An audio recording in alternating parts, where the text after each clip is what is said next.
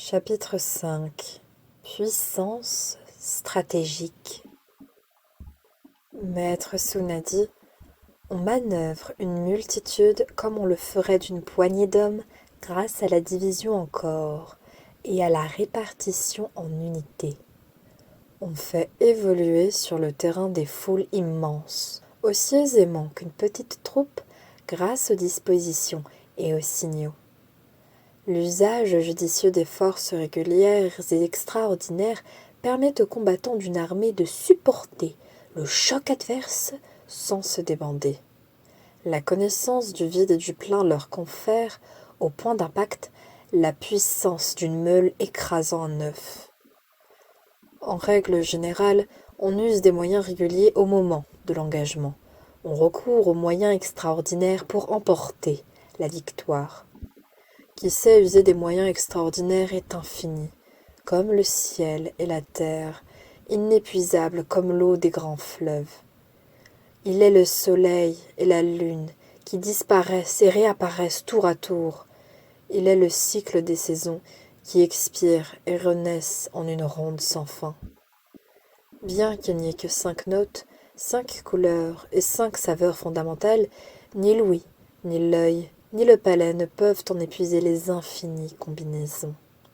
De même, bien que le dispositif stratégique se résume aux 2 forces, régulières et extraordinaires, elles engendrent des combinaisons si variées que l'esprit humain est incapable de les embrasser toutes. Elles se produisent l'une l'autre pour former un anneau qui n'a ni fin ni commencement. Qui donc pourrait en faire le tour? L'eau rapide du torrent arrive à rouler des galets en raison de sa puissance. L'oiseau de proie parvient à briser les reins de sa victime quand il frappe en raison de sa prestesse. Le grand général allie une formidable puissance à une extrême prestesse. Il possède la puissance de l'arbalète bandée et la prestesse de la gâchette. Quel indescriptible tohu-bohu, comme le combat est confus, et cependant rien ne peut semer le désordre dans leurs rangs. Quel chaos, quel méli-mélo, ils sont repliés sur eux-mêmes comme une boule, et pourtant nul ne peut venir à bout de leurs dispositions. Le désordre suppose l'ordre, la lâcheté et le courage, la faiblesse, la force.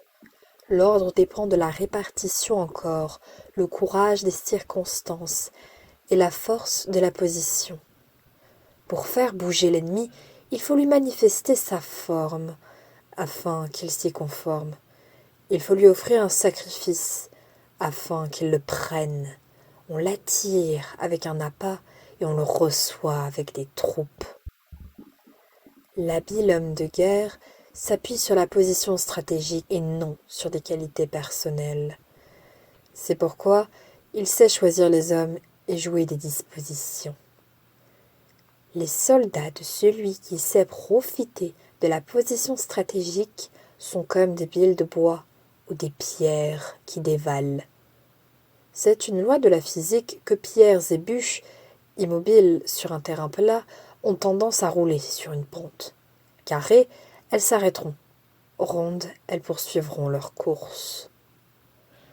Celui qui sait employer ses hommes au combat leur insuffle la puissance de pierres rondes dévalant les pentes abruptes d'une montagne haute de 10 000 pieds. Telle est l'efficacité de la configuration stratégique.